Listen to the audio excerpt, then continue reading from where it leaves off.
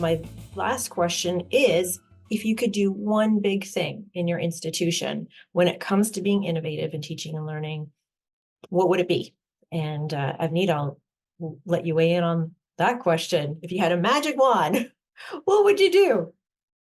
That is $1 million question. I think I'm going to go with the work that Jeannette is doing, ungrading and sort of releasing students from the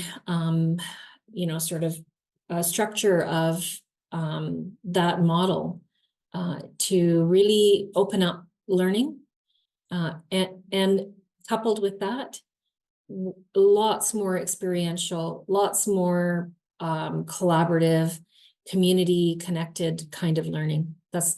I would like to see the boundaries of universities become more porous, and I've talked about that before, and I think that's one big hope that I have is that we bring in and we move out as well in our work as higher education and post-secondary institutions.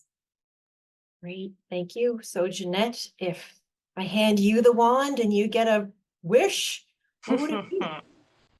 What would it be? So it would be very similar, I think, to what Awneet is saying, probably just worded a little bit differently. Somehow we need to put students back at the center of learning.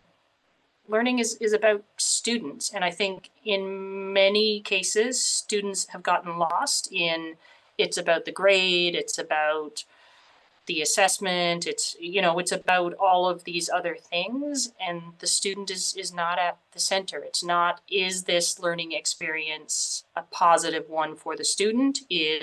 Instead it's, what are my 2 midterms? Where's my final? Am I sure students aren't plagiarizing? It can become that.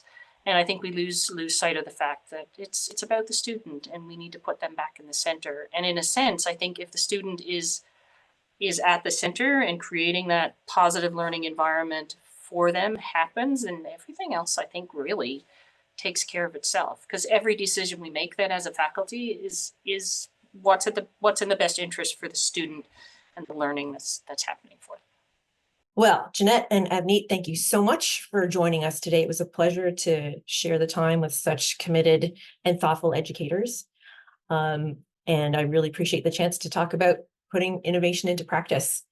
And we sure hope that the chat has left everybody with some valuable insight about the conference ahead.